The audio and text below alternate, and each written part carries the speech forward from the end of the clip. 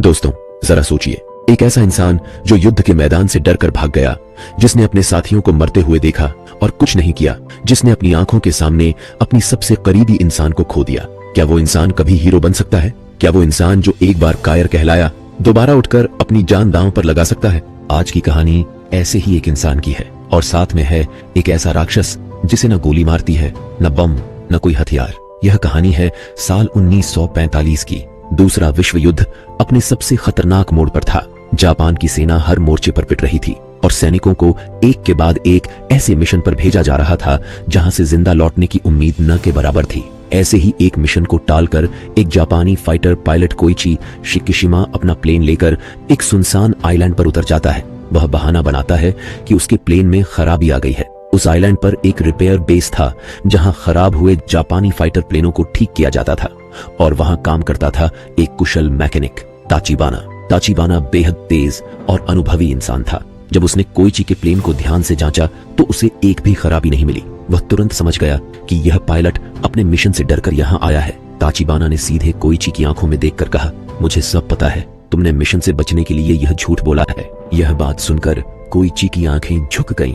वह कुछ नहीं बोल पाया और चुपचाप समुद्र के किनारे जाकर बैठ गया। थोड़ी देर बाद एक और मैकेनिक उसके पास आया और उसे तसल्ली देने की कोशिश की। कहा कि जिस मिशन पर उसे भेजा जाना था वहां मौत तय थी, इसीलिए उसने जो किया वो गलत नहीं था। लेकिन कोइची का दिल इस बात से नहीं माना। उसे खुद पर शर्म आ रही थी। तभी कोइची ने एक अजीब चीज देखी। समुद्र की सतह पर मरी हुई मछलियां तैर रही थीं। यह देखकर उसे थोड़ा अजीब लगा, लेकिन उसने इसे नजरअंदाज कर दिया। रात होते ही बेस पर इमरजेंसी अलार्म बज उठा। सभी लोग घबराकर बाहर निकले। सर्च लाइटें समुद्र की तरफ घुमाई गईं, और जो दिखा उसे देखकर सबकी सांसें रुक गईं। समुद्र की लहरों को चीरता हुआ एक विशालकाय और भयानक जीव बाहर आ रहा था। उसका कद इतना ऊंचा था कि वह पेड़ों से भी बड़ा लग रहा था। उसकी दहाड़ से पूरा आइलैंड हिल गया। यह था गॉडजिला। ताचिबाना ने तुरंत कोइची को आदेश दिया, तुम पायलट हो, जाओ प्लेन उठाओ और इस पर हमला करो। कोइची प्लेन में जा बैठा। इंजन चालू हुआ, लेकिन जैसे ही गॉडजिला उसके प्लेन के ठीक सामने आकर खड़ा हो गया, उसकी आंखें उस विशाल राक्षस की आंखों से मिली और कोइची का पूरा शरीर डर से जम गया। उसकी उंगलियां ट्रिगर तक पहुंचकर रुक गईं। वह गोली नहीं चला सका। इधर ताचिबाना और बाकी मैकेनिक्स ने अपनी बंदूकों से गॉडजिला पर गोलियां चलानी शुरू कर दी। इससे गॉडजिला और भी ज्यादा क्रोधित हो गया। वह अपने रास्ते में आने वाले हर इंसान को कुचलने और मारने लगा। कुछ को तो उसने निगल लिया। कुछ ही मिनटों में उसने पूरे रिपेयर बेस को तहस नहस कर दिया। गॉडजिला ने कोइची के प्लेन को उठाकर दूर फेंक दिया। जोरदार धमाका हुआ और उस धमाके की लहर से कोइची बेहोश हो गया। अगली सुबह जब कोइची को होश आया तो चारों तरफ लाशें बिखरी थीं। उसके लगभग सभी साथी मारे जा चुके थे। सिर्फ ताचिबाना किसी तरह बचा था और वह सभी की लाशें इकट्ठी कर रहा था। जब ताचिबाना की नजर कोइची पर पड़ी तो उसने बेहद दर्द भरी आवाज में कहा, अगर तुमने उस वक्त हमला किया होता तो शायद ये लोग बच जाते। यह शब्द कोइची के दिल में एक ऐसा घाव छोड़ गए जो उसे जिंदगी भर तड़पाते रहे। कुछ महीने बाद युद्ध खत्म हो गया। कोइची घर लौटा, लेकिन घर था कहाँ? जहाँ कभी उसका घर था वहाँ सिर्फ मलबा बचा था। पड़ोसी सुमिको ने उसे देखते ही कहा, तुम जिंदा कैसे लौट आए? हमारे सब बच्चे गए, तुम्हारे माँ बाप गए और तुम बचकर आ गए। सुमिको ने बताया कि एक भयानक ब्लास्ट में कोइची के माता पिता की मौत हो गई थी। यह खबर सुनकर कोइची के पैरों तले जमीन खिसक गई। वह पूरी तरह टूट गया। कुछ दिनों बाद कोइची बाजार में गया। वहां पुलिस एक लड़की का पीछा कर रही थी जिसने एक कंबल चुरा लिया था। उस लड़की के साथ एक छोटी सी बच्ची भी थी। लड़की ने भागते हुए वह बच्ची कोइची की बाहों में थमा दी और वहां से निकल गई। लेकिन थोड़ी देर बाद वह लड़की खुद वापस आ गई। कोइची ने उससे नाम पूछा तो उसने बताया, नोरिको। नोरिको ने बताया कि यह बच्ची उसकी अपनी नहीं है।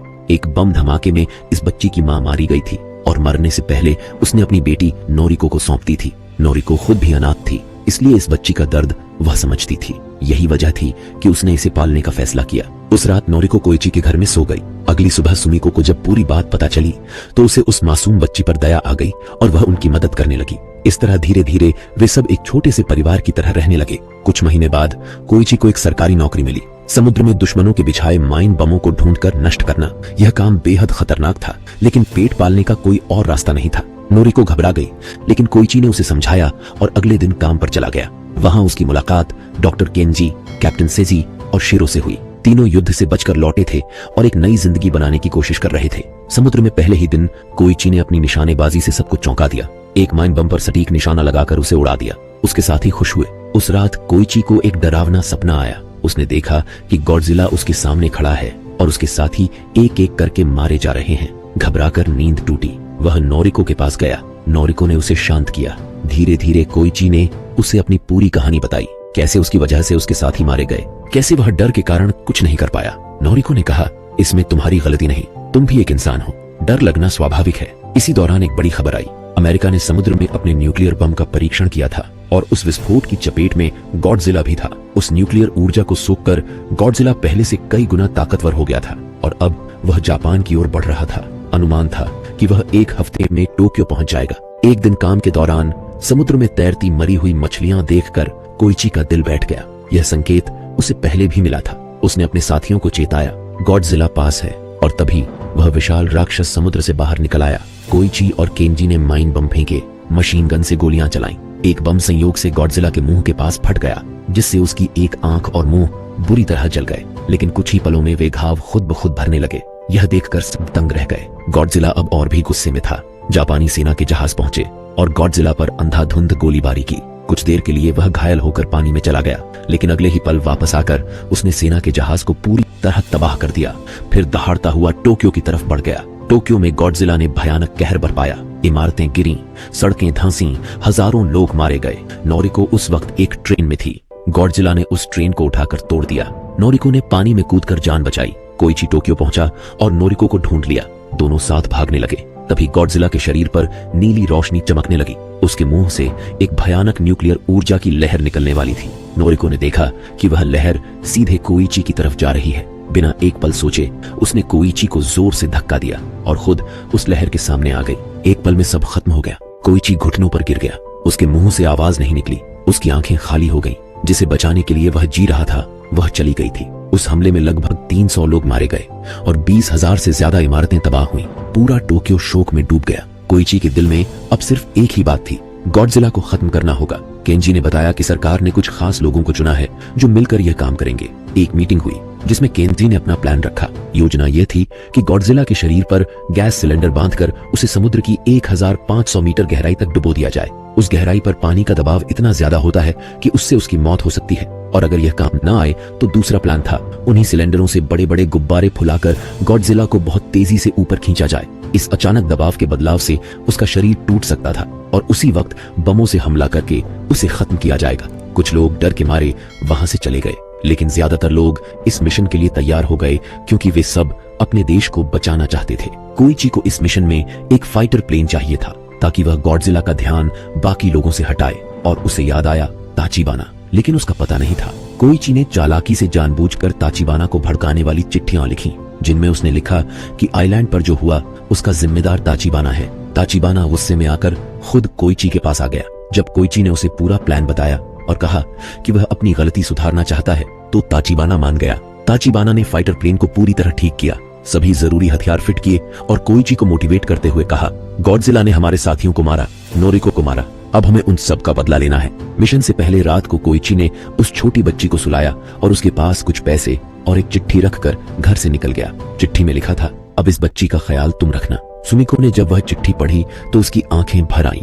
वह समझ गई कि कोइची एक ऐसे मिशन पर जा रहा है जहां से लौटने की उम्मीद बहुत कम थी। मिशन का दिन आ गया। समुद्र में एक खास डिवाइस डाली गई जो गॉडजिला की अपनी दहाड़ की आवाज निकाल रही थी। उस आवाज को सुनकर गॉडजिला टोक्यो की तरफ आने लगा। रास्ते में उसने एक बड़े जहाज को उठाकर फेंक दिया। कोइची अपना फाइटर प्लेन लेकर गॉडजिला के सामने पहुंच गया और उस पर लगातार गोलियां बरसाने लगा।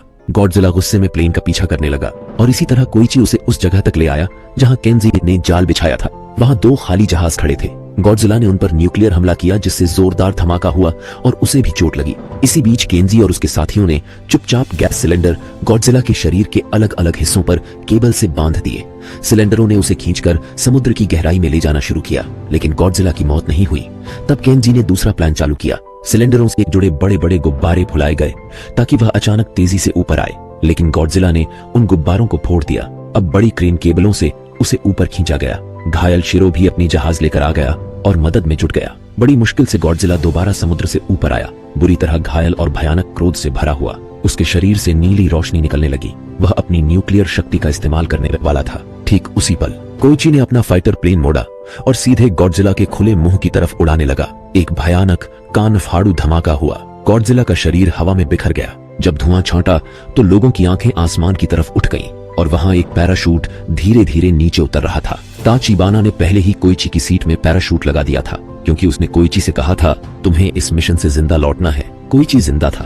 किनारे पर पहुंचते ही सुमिको ने उसे नोरिको की एक चिट्ठी दी। कोइची भागते हुए अस्पताल पहुंचा और वहां नोरिको जिंदा थी।